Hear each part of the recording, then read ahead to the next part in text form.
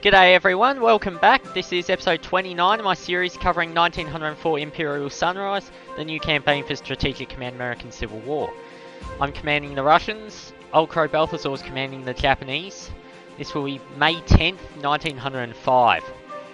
So the Baltic Fleet's going to be here next turn. I still have no idea what I'm going to do with them. Now, what is the Japanese army up to? Getting bombarded by my artillery. That's a great idea. Ouch. That's a lot of dead units. That's less than ideal. Retreating from Ham Hung. I might be able to start wearing that thing's supply down. Place it under siege. That would be very nice.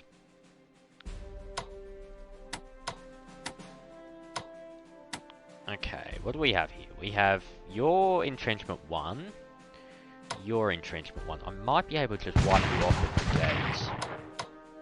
If I can, that would be ideal. Cavalry count as brigades, don't they? I suppose they don't, they're divisions, but let's do that. Now I can use my force for more demanding tasks. Like getting rid of this bloke. Or this one. He's also an option. Okay, I'm going to put both of them here. Having this one next to the port means he can't get supply from the port. And having 2 units next to Ham Hung will reduce the supply of Ham Hung City. So, he can only attack one of these each turn. Which means I'll always have one that's reasonably strong and the other that I just repair. So if it goes on long enough, I should be able to reduce that down to low supply and then smash the unit. Like I didn't do especially well, but did accomplish something with that lot. Okay, so my best option here is him if I swap the artillery in place. I'm going to have to repair that core as well, so I'll put you here. Bombard this, that reduces its entrenchment, and as it turns out, its strength as well, which is very nice. Now wipe him out, come on. No? That's unfortunate. We're not really breaking through here yet, are we?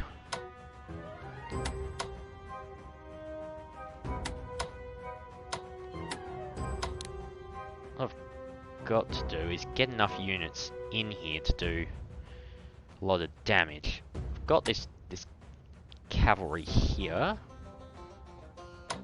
One other option I've been considering, actually I suppose it won't work. What I was going to say is if I had a whole bunch of cavalry, it might be possible to force march them and sort of cordon off this lot.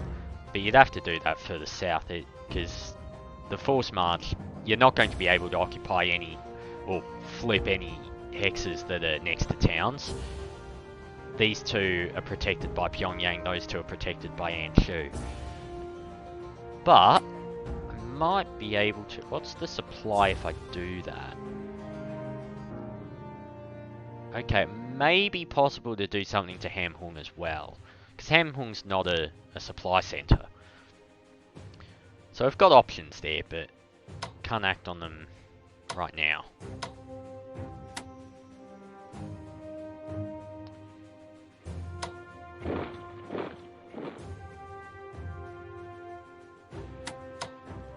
Oh, it's not possible to swap something in there.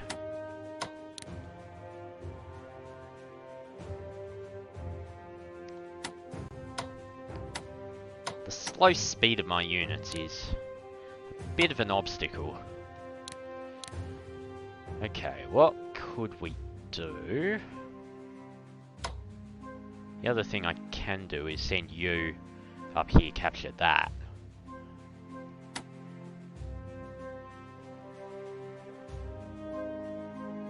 Do I have an HQ coming? I do not. That's not ideal. I'm going to put you there. I'm going to put you... Do Do I put you on the road or do I put you behind the road? Okay, your cavalry's here. So that tells me that you can see these three. So you can't see what's in Antul. I'm not sure if he's going to come and advance forward to try and capture it or not. Or capture this town, that is, not Antul itself. Don't think he'd be able to get up there.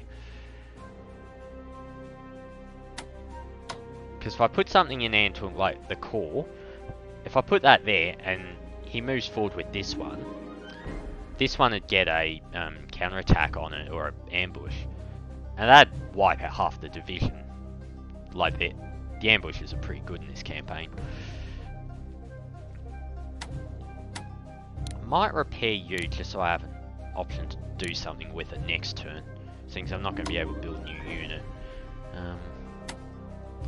You can't repair. Because if you're still there, you're not going to do anything. What I can do also... You could go here, so if I put this one here, I put this one here. So the cavalry's not great on attack, regardless of where it is.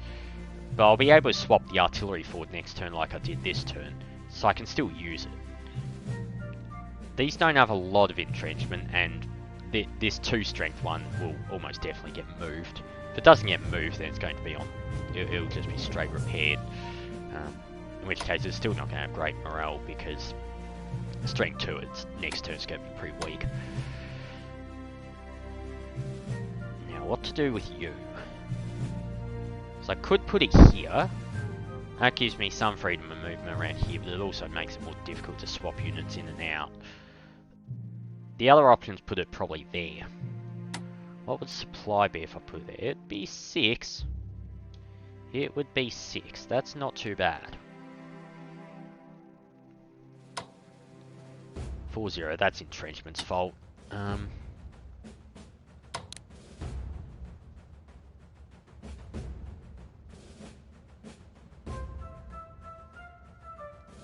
What are you? You're 40 readiness. So if I put the cavalry there, he might attack it. I don't think his odds would be that fantastic. And all I really need to do is just keep bleeding him. What are we looking at in PP's last couple of turns? Yeah, he's been sustaining losses of twice his income every turn for quite a while.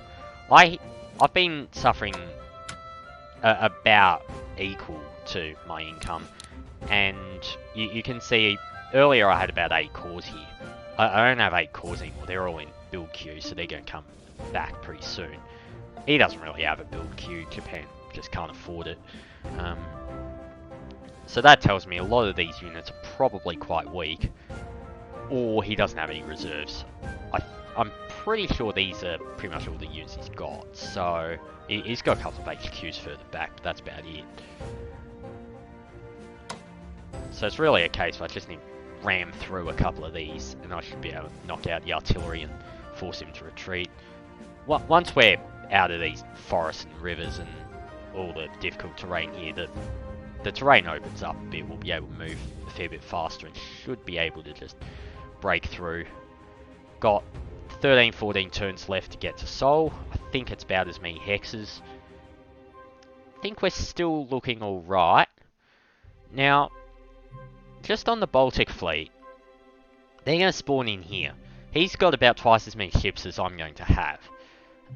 There's 3 things I can really do. I can go up into the Yellow Sea, can go through Tsushima the way they did historically, or I can go south this way and try and go around Japan, ultimately for Vladivostok.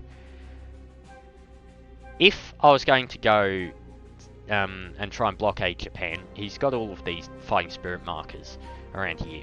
His fighting spirit's reasonably strong, but it falls a lot quicker than the Russian one does. So if we're able to sustain a blockade for a number of turns, then he'll be... his fighting spirit will erode, and probably once he gets down to 75, that'll be death for most of his units, because they need every advantage they can get at this point. I think that going through Tsushima is a non-starter. There's not a lot there except getting to Vladivostok. I already know he's got naval mines there. He's probably got most of his navy, if not his own naval mines, waiting for me here. Because it's the historical option, it's a very reasonable guess for what Russia might do.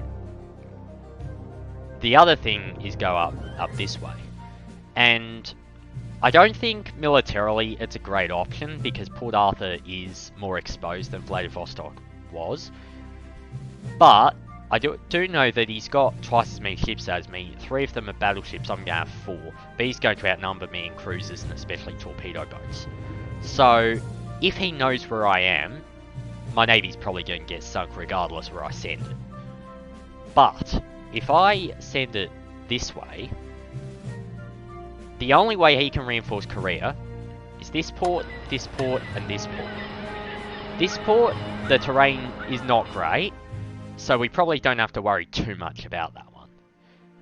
But Chinampo in particular, if I'm able to damage that port, that means he can't bring in regular transports. He has to send them further south. If he's got any reserves at all, that's where he's going to want to unload them. If I damage the port, he can't unload his reserves.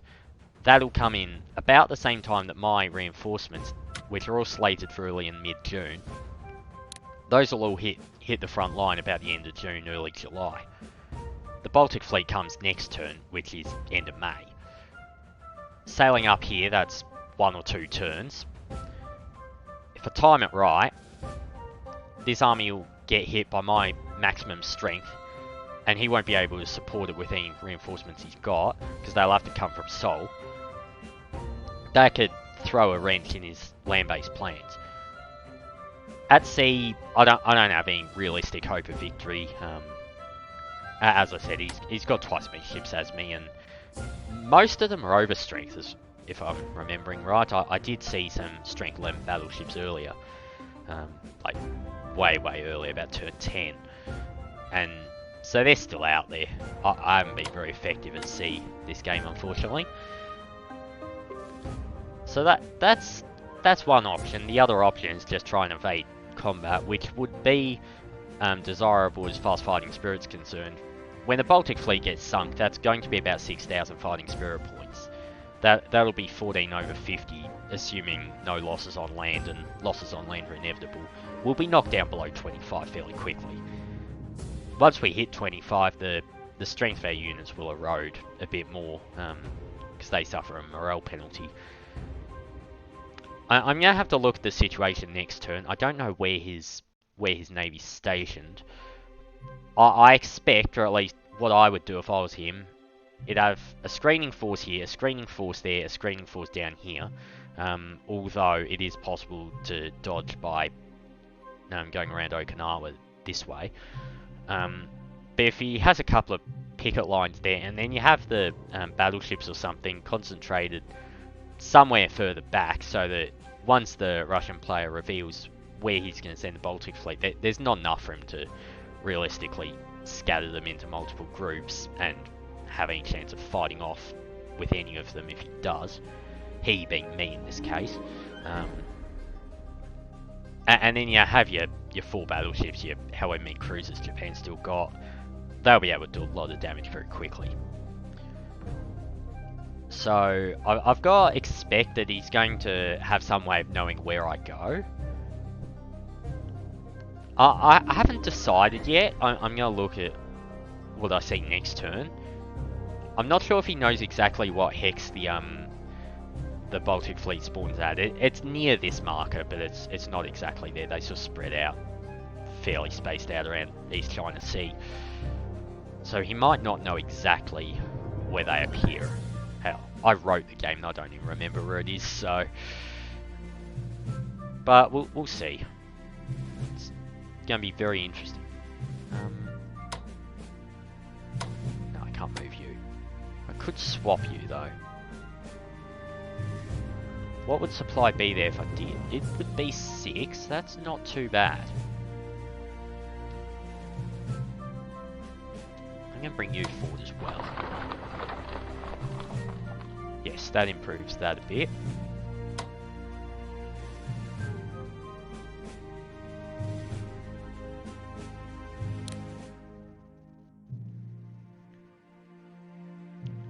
I'm going to give myself options and force him to retreat.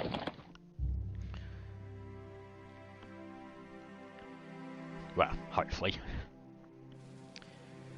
Alright. May 10th, 1905. The Baltic Fleet is coming. And the Tsar is eagerly waiting news from the battlefield. Well, thanks for watching. I'll see you tomorrow.